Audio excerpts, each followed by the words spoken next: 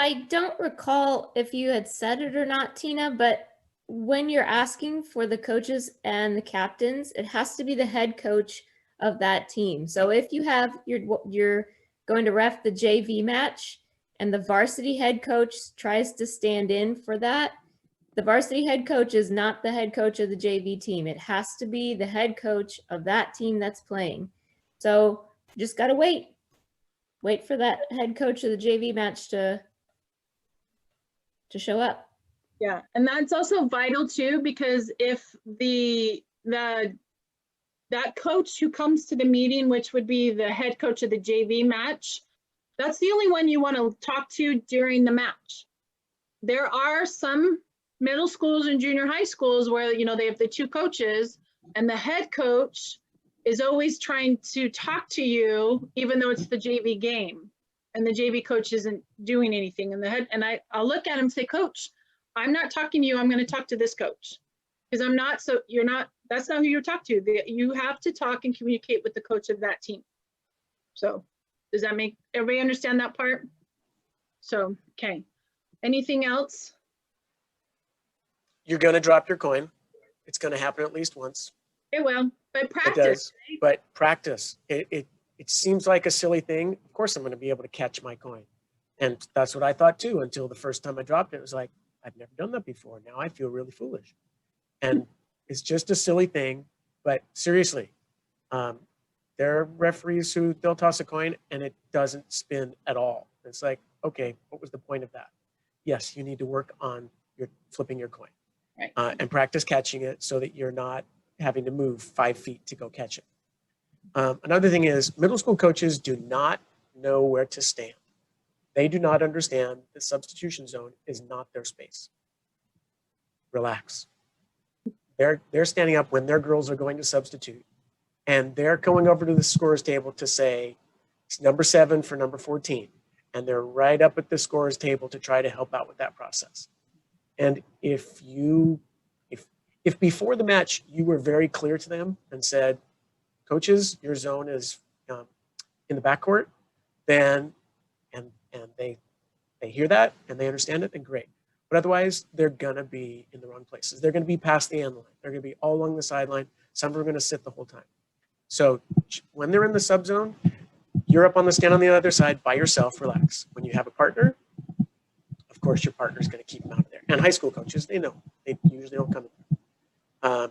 There are a number of schools around, both middle and high school, who have co-coaches. So when it's time for the coaches and captains meeting, make sure that when they come up and they say, we're co-coaches, you say, okay, who's gonna stand? Because only one of you gets to stand during play. And who's gonna be the one who's gonna be making requests for substitutions, timeouts, whatever. Who's the one that I'm gonna talk to? So it doesn't get confusing and you don't have to deal with an extra personality, even though you'll hear them anyway. Now, if you do have a coach that does come in to help with the subs, the big thing to kind of watch for is if you have sometimes they find that gets very comfortable and they'll want to keep going to the score table, like who's my next, they'll keep asking more questions. So if you have to have a conversation with the coach between sets, you can do that. Make sure that they're not abusing that freedom to be able to just continually go to the table. So any questions about coaches, captains meeting? Okay, so let's really go over a little bit about the meeting with your lines people. In the video, the acronym that Jason gave was called SPLAT. That is a perfect thing to kind of keep in mind to make sure that you hit all those points of what you would talk to with your lines person. So S is your serve. So you talk about the service area, the line where you would need the lines person to stand if they come close to them, those kinds of things. So that's important to talk about. The next one is the P, which is, they don't do too many in middle schools, but is pancake. So when they go down, make sure that they have a good view if it hit the ground or not. And then you have L, which is the lines. Make sure that those little ones understand that the line is in. Sometimes they don't understand that. So make sure that they understand the line is in and that it counts that it hits the line. And then you really do have to explain to these little ones, they're so sweet, but they think that their line stops at the net. They don't understand that it goes all the way to the other end of the court. So make sure you explain that to them, because they do usually they think it's just their side of the net that they're watching. We're like, no, no, no, it goes all the way down. So just make sure you explain that to them. And then we have A for antenna. That's a big one to explain to them also, because the antenna goes through the net. So if it hits it in the net, it's also out. So you need to explain that to them. You explain, I always like using the reference to that it's a football goal, that the whole ball has to go through it in order for it to count. If the ball's on the outside of it, it doesn't count. So make sure that, you explain how the antennas work. If it touches it, it's out. It has to go through. It can't go behind or on top of it. So you talk about antenna, and then the T is the touch. And you just let them know that if it touches a player and goes out of bounds, then it's a touch. And that's, and that way they start to comprehend. Sometimes they may call it out and you'll look at them and you'll say, no, that was a touch. And they're like, oh, that's a touch. So then they kind of get to it. See, like I said, you're kind of teaching those little lines people as much as you really are watching everything yourself, but you are kind of helping to teach them. But if you go through Splat and you explain those points to them, that will help. Make it fun, introduce yourselves to them, have them introduce themselves to you, try to remember their name. If you have more than one that are going to switch out, try to have them all at the same time. That way you don't have to go over the talk again or the meeting with them. And then really make it fun for them. Let them know how important they are, because they really are important while they're there. Make sure that they know that they're important. Some officials overlook them, and we don't want to overlook those young, impressionable minds. We want them to know you're important, you're part of my team. I think I told you this story. I had a coach in a middle school. I had a little, I don't know, I think she was a 7th grader, but she was really tiny on my corner, on my left. And so she's far away, but she's right by the coach. And she made a call, and I saw it, and it was a good call from my angle. She and I actually agreed, and the coach was right behind her and started yelling at her. And I tweeted my whistle, and I even used my own hands. I said, "Coach, back!" And the coach looked at me like, "Oh, that's right." So if you protect those little guys, they'll do anything for you. So give them a smile, give them a thumbs up, make, just all of that. They'll feel so important. They'll work for you. So any questions about line judge and the little thing you go over with them? I think something to remember is, I think of it as, I don't like to be talked at. I like to be spoken with. I like people to speak with me. So I think it's important to know your audience. So when you go in and you go into these junior highs and you're talking to these kids or even adults about line judging, you have no idea what their experience level is. They could have been playing clubs since they were 9 years old, and that's all they do is lines. So I like to go in there with a questioning attitude, like, hey, have you done this before? Oh yeah, well, show me what in is. And then, I give them a little quiz. That's how I get through it instead of saying, this is a touch, this is antenna, this is what you do. I think it creates a better rapport with those line judges, and always ask them their name. Every person that you meet that you're going to be working with, ask them their name, shake their hand and look them in the eye and say, hello, it's nice to meet you. I appreciate you doing this for me today because I'm going to need you at some point. And then I tell you, I'm over 40, I walk away and I forget her name, but it doesn't matter because in that instant, we have a connection, and that's what's important. So know your audience. That's my whole spiel. Thanks, T. What's our change though for this year? We can't shake hands. We're gonna bow. Yeah, I don't know. Yeah. Thanks. Yeah. Yep. All right. Any other things, questions with a captain's meeting or a line judge meeting? Any thoughts on questions? I don't know if Steve said it or not, but if you drop your coin, which like he said, we have all dropped our coins, you got to pick it up and start over. right? If it falls down, don't look at it and say, well, that's heads. No, you got to pick it up and start over.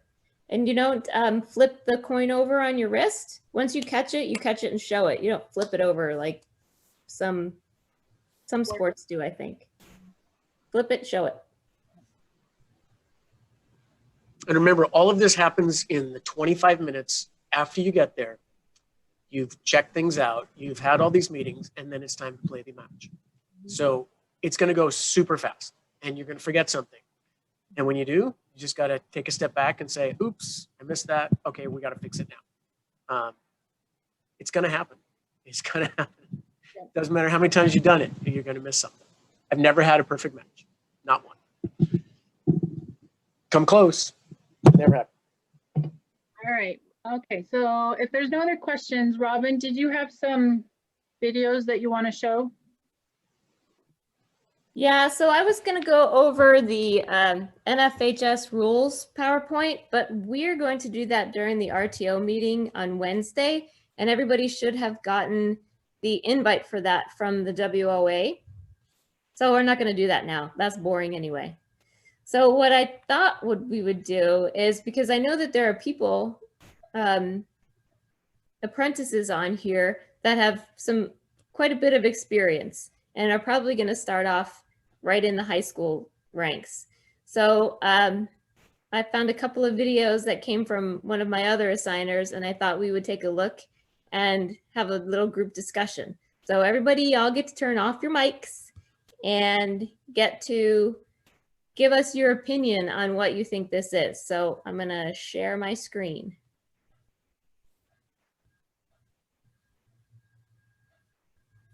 Can y'all see that screen? Yeah, see the volleyball court? Yep. All right. I don't know if, okay, here's the situation. What's the correct action by the referees in this situation? Watch the outside hitter in white near the R1. Her shoe comes off during play outside the court.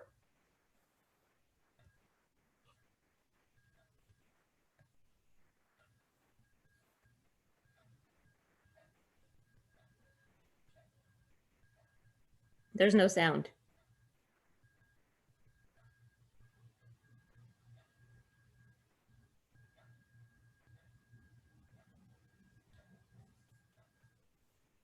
Okay. What's the proper call? What should the referees do at this point?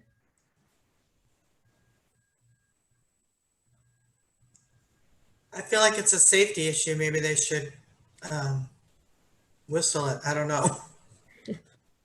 I think you're right. Agree. Okay.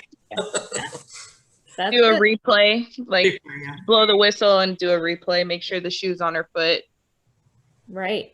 So look at this R1, right? He doesn't look like he has any idea what happened, which he wouldn't, because the play wasn't over here, right? The play was happening over here. When she went outside to, she was going to swing out to hit the ball, and she fell over herself. Right? So the referee's not looking at her, which you would think maybe he would have her in his periphery, but apparently he didn't. But look at this line judge. Doesn't it look like he's looking right at it? Yeah? What do you think that line judge could do? Flag it up. Yeah, wiggle his flag, right? You would do that if like a ball rolled onto the court that was within the playable area. Safety hazard. You'd wiggle your flag. So there's an option for the line judge. So, Would something happen with the R2, Robin, in that situation? If the R2 saw the shoe flying over there, what would the signal for an R2 be for the that? R2 would just tweet, tweet, tweet, tweet. Oh, okay. Gotcha. Okay. And then what would you do after that? What would be the result of the play? Replay. Replay probably, right? I mean, you're tweeting for a safety thing and then that becomes a replay. Yep, you're right. It's a replay.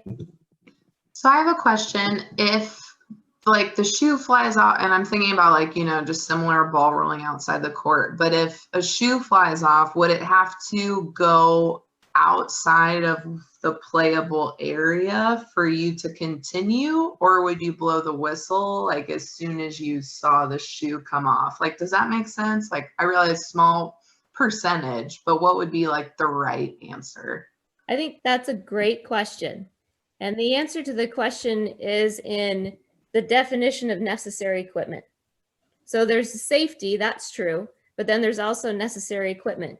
And sneakers are considered necessary equipment. So if she's not properly equipped, then we need to stop play those so that she can get properly equipped. So it doesn't matter where the shoe goes. Like if the shoe goes off the playable area, she's still not legally equipped, right? So we got to kill the play so she can get her shoe back on. So legally equipped and safety, both of these at this point go hand in hand.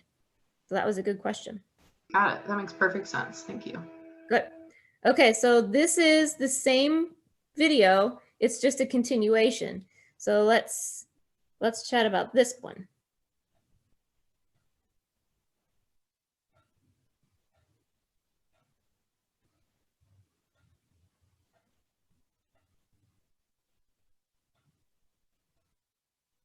There's a shoe.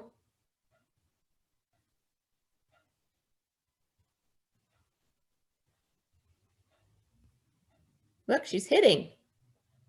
The rally's going on and on. So what happens over here? What's the R2 doing? Net violation? Yeah, the R2 called the white team in the net. Right? So, oh, look, she's put her shoe on.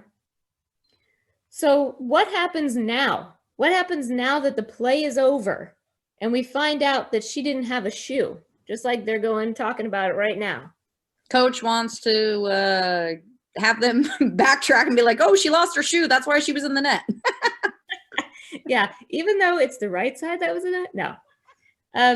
Yeah, so really, what do we do? Just ask your line judge and the down ref, like, hey, was her shoe off over there the whole time? And they're like, yeah, it was. And then I guess call a replay, I think would be the right answer. That's right. That's the right answer. And I thought this was an interesting scenario, because what happens if the white team would have won the rally? So in this instance, the yellow team wins the rally, right? So the coach on the white team's like, wait a minute, her shoe was off. She can't play, which would be natural for the white team to do that because coach doesn't want the yellow team to get that point. Well, what happens if the white team wins the point and the rally ends? Then what? Are we doing anything different? Nope, should still be the same thing. It'd be the same. Right. It's the same answer. We're going to call a replay. So it's really important that we are aware of our surroundings and we use our crew. So had that line judge maybe been a little bit more, I don't know, comfortable or known his job a little bit more, he might have been able to help out. Certainly the R1, I would have liked to have seen him be a little bit more perceptive of what's going on. I don't know. But now that poor R2's got to walk across there and tell the coach in the yellow, hey, guess what? We got to call a replay because her shoe was off at the beginning of the rally. And he's going to say, but she played anyway.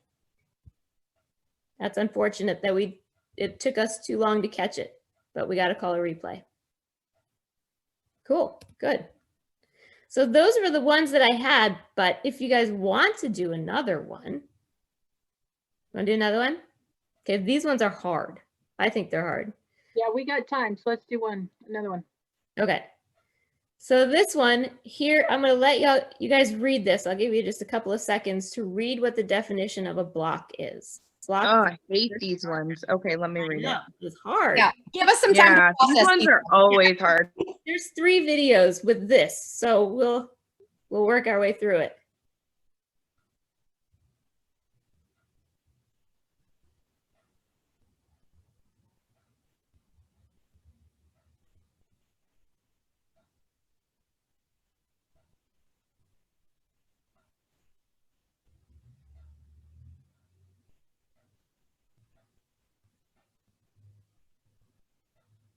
Okay, are we ready? Okay.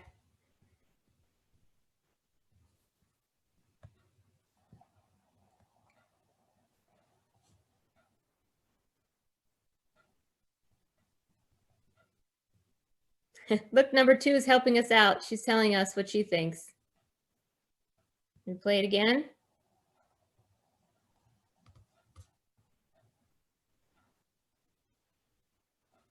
So remember the criteria.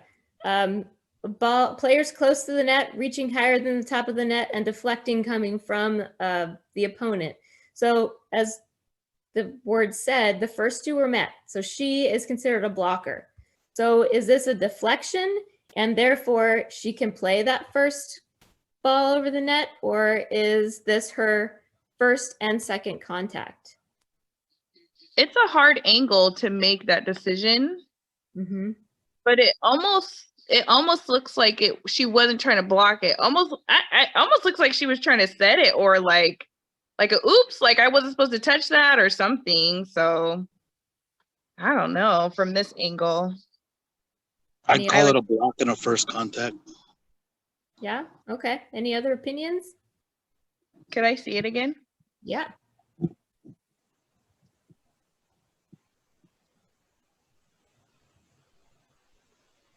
Okay, I can go with block and first contact, I guess. Yeah, because I mean, isn't the action of blocking like being, I don't know, reaching higher than the top of the I mean, I know that they're short blockers, right? But I don't know. Just looks like she was truly reaching higher than the top of the net for that in that block motion. Yep, she was, and I think that she At the is. moment of contact, she was above the, the height of the net, making that. Block. Yeah. What I think is that she mistimed it, right? So yeah, that's why I was like, something was off with the block. That's why it kind of looks like a oops or like a, I don't know, it looks weird. Yeah, I mean, right. she was clearly above the height of the net, making that motion.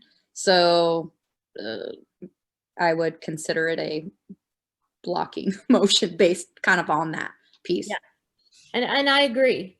The thing is that I don't have the answers to these. So we have to send in what we think happened here, like what my ruling would be. But my signer hasn't sent back whether I was right or not. So, but I said that was a block. And I Is it smoother? I mean, the video at the moment is a little bit choppy coming through. Yeah, Zoom. it is. So does she get it only with just her fingertips? It looks like it's just barely her fingertips and she doesn't have thumbs on at all. Yeah. So fingertips. then Right.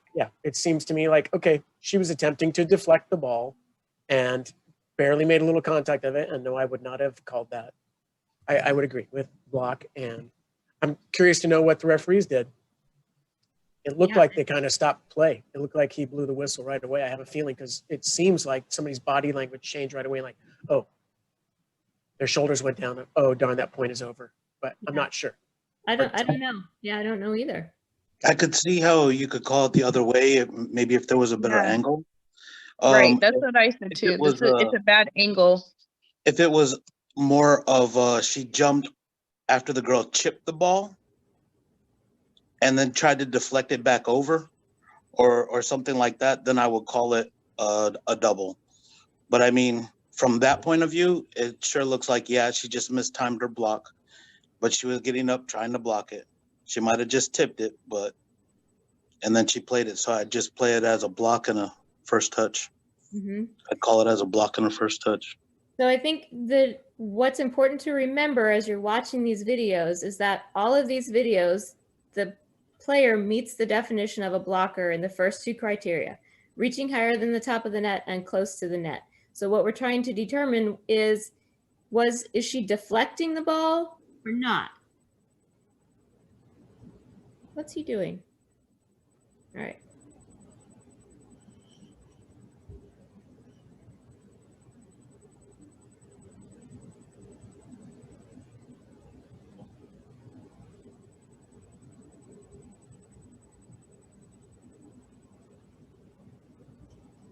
What do you think about this one? It's really choppy on my end, so sorry. Very, very choppy. It's hard to see it. Yeah, I don't know. That one's gonna be a tough one because it's so choppy. Does anybody know if there's a way to? Was that her fingertips trying to touch it? Yeah. What if I make it smaller? I mean, like maybe it won't be as bad. Is that any better? A No. little bit, But it's far. Let's see. Now you can't even see it. but I think we are waiting for the zoom in process on this one though. Because right there, I think is what we're looking at.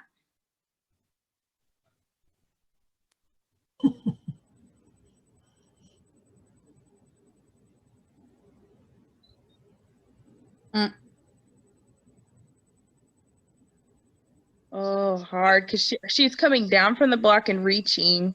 I would Yeah. not call I that would a call block. I wouldn't Yeah, call I that wouldn't call it blocking. a block either. She's coming down from her block. She's But done blocking after she touched it. Like Right. she blocked and then touched it. Like she wasn't blocking when she touched it. But So could the- we say that it's another timing issue where she kind of comes off of it and she like her hands are open? I mean, that's so what's the definition of a block? Hands above Higher than- the net, close to the net. And He's deflection. It He's didn't reaching seem like she was deflecting. Yeah. Mm-mm. so She is- was reacting. Is Right. she deflecting the ball from the other team or not? Mm-mm. Let's see. I think we're here. I She's would not deflecting. She's not in that situation. I don't think so. No. It's definitely She's already come down from her block. and she's right Yeah. there to like put it back into play for her team versus deflecting what the opponent is doing. But I Exactly. just want to make clear that it doesn't matter that she's already come down. She's Right. still in the action of blocking the ball, whether she has left the ground or not, because she's reaching higher than the top of the net.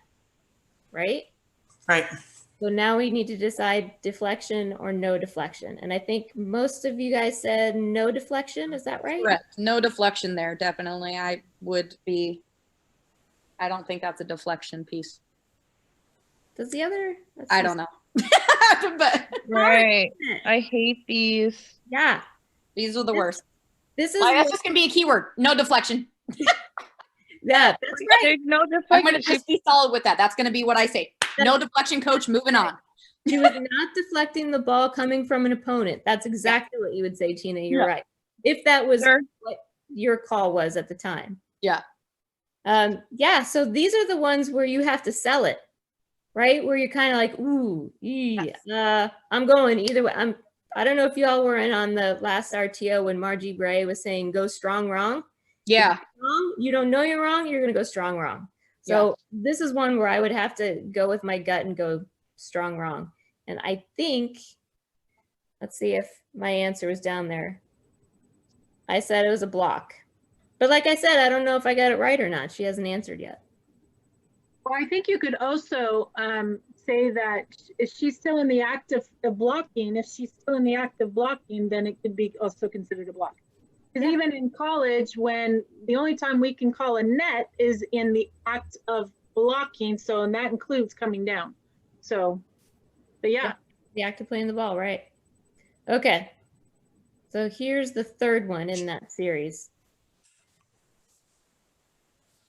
Texas middle blocker number 7 on the far side and decide how you would rule on this play. I'm going to make it big. It's probably going to be still choppy though.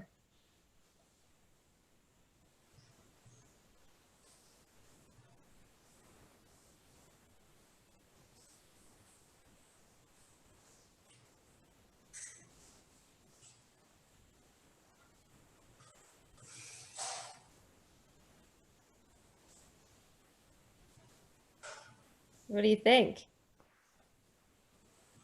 She was blocking off the net. Yeah, She didn't say a very good job of sealing on that one. So I don't know. I would maybe say that is a block. It's just not. Maybe. I don't know. Yeah. I would think it was more of a deflection because she was kind of reaching back for it instead of actually trying to block it. She kind of reached back to hit it instead of. deflecting.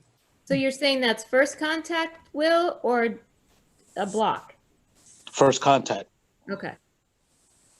Well, I'm going to speak as a middle blocker myself. And as middle blockers, we do everything we can to try and not let that ball get across. So we are continually jumping to stop that ball. So in our mind, it's a block. That's just speaking from a middle blocker, though. So I don't know.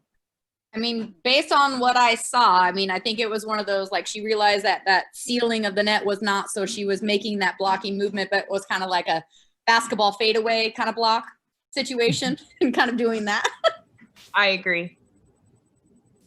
That's a tough one, isn't it?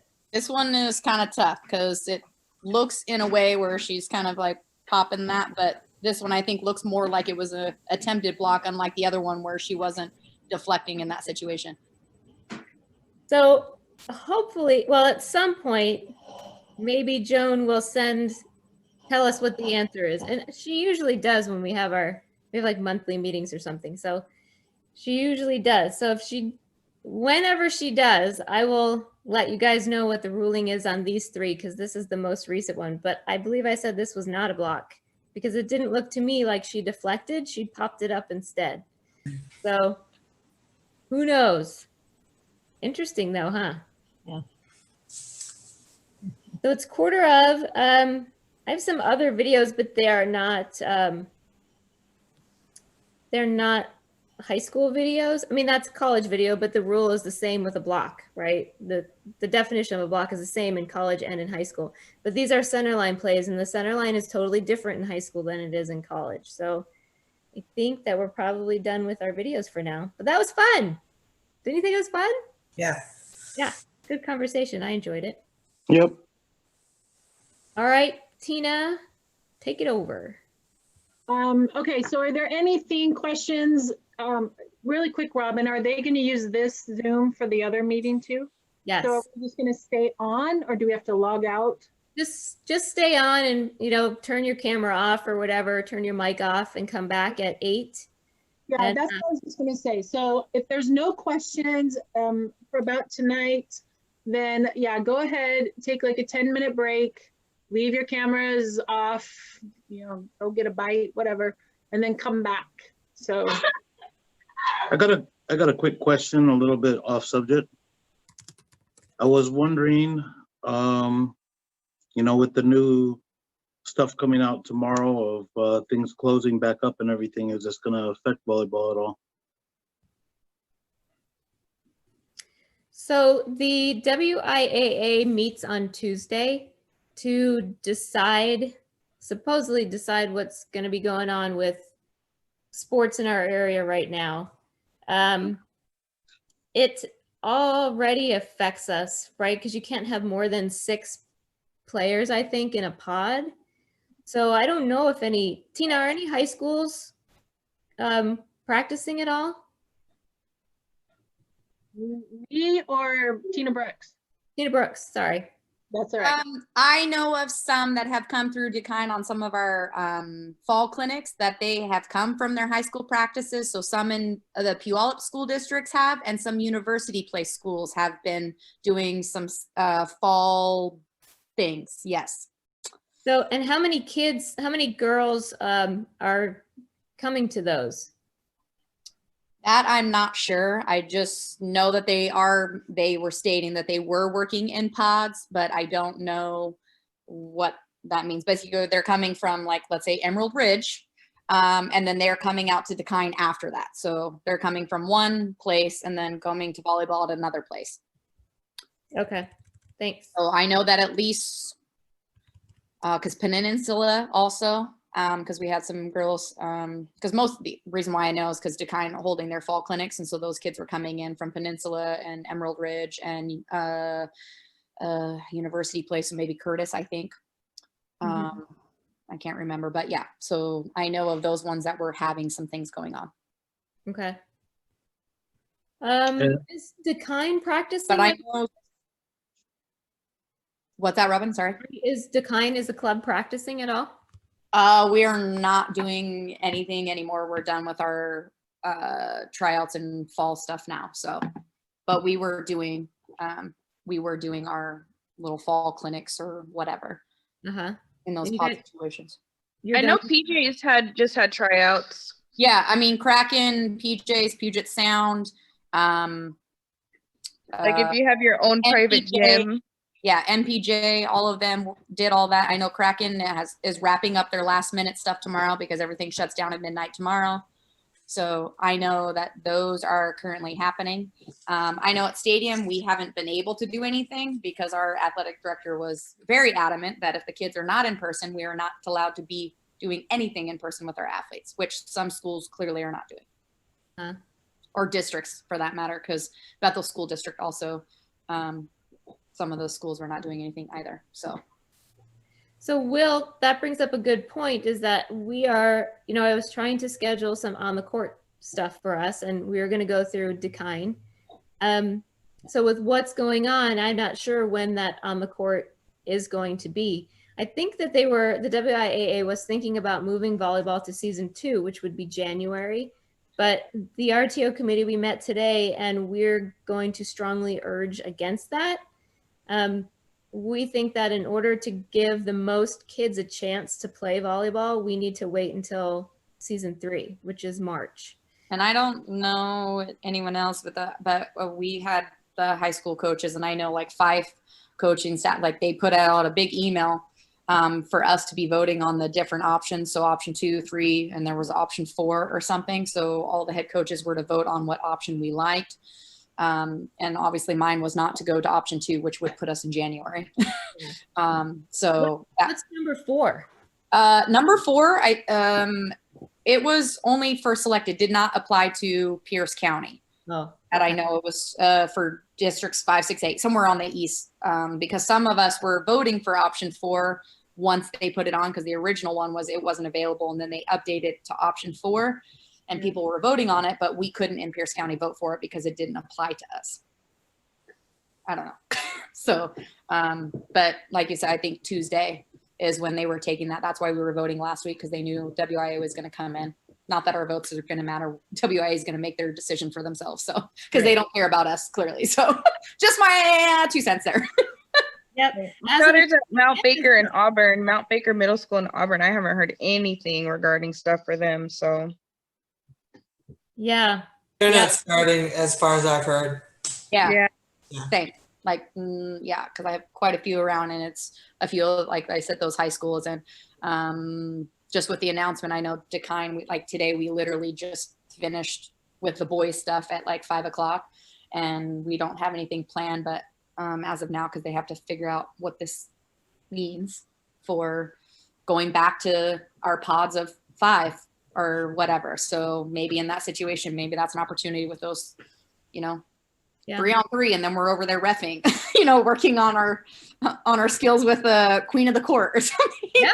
I mean, it's all about blowing the whistle, right? Yeah. I mean, I'm sure Ari would be totally fine for that. So yeah, I emailed her and Chris, and I hadn't heard back from them yet. So, but I will get on that, Robin. I will make sure that they get back to you. I like that I have an in. There you go. I did drop your name in that email. So just that's why. Oh.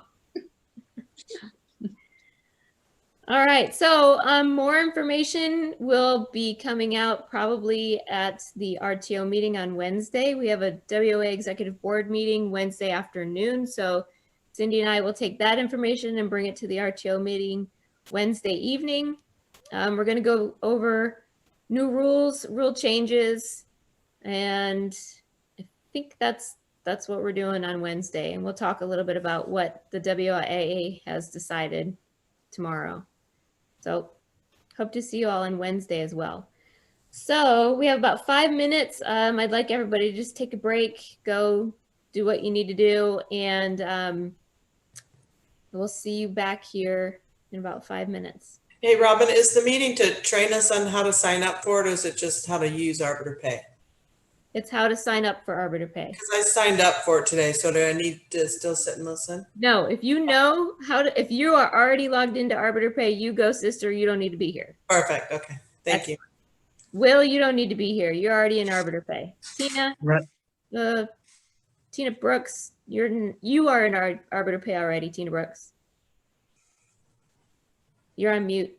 Sorry, I just had a question about that because I am, but I don't know if I use the same login, because when I tried it, it said like error because I hadn't signed in a while. So I was just going to stay on to see if we could troubleshoot that, because I don't know because when I logged into it earlier, it just gave me an error saying that your session has expired or something. I don't know if it's Hmm. going on. So I don't know if it's a username issue or whatnot. So Yeah, I don't know if it's, did you log in under, did you click our group and not PSR? maybe that's why. Maybe try that. I'm not sure, but that might be it because PSR, it's a different account number from PSR than it is for TPC-VOB. Well, it would be WOA. Okay. Just Hey, maybe. Robin. Hey, Yeah. Robin, could you also send me the email for the meeting on Wednesday? I really don't think I got that one. Okay. I'm Okay. also not finding that email. So could you like forward it to me too as well, please? Yeah. Thank you. I think Alrighty. it went through Arbiter. So if you haven't registered for Arbiter yet, you might not have gotten it. It was sent out on Monday, and it came from the WOA. Okay. But Yeah, I looked for it while we were on the Zoom call okay. here earlier and I couldn't find it. Okay. I'll forward it to you right now. So if you don't see it, let me know because like I'm not sure that everybody's getting my emails when I send out Zoom meeting invites and all that. So Yep, Robin, that invite for that meeting came out on Friday. for the WOA meeting? Yep. Yeah. Sorry, you're right. Friday. Came out on Friday at 10 a.m. So go through and see if it, check your spam just in case too. Okay. And then let us know. If not, we can forward it. Mark usually resends it. So if you not, look for one from Mark. Because he usually will resend it to everyone, but just in case, look, just in case. But yeah. Awesome. Thank you, guys. Yep. Okay. All right. Okay, I'll see send you it next to you meeting. once I'm done with this See meeting. you Wednesday. Okay, see you Wednesday. Thank you. Bye, guys. Bye.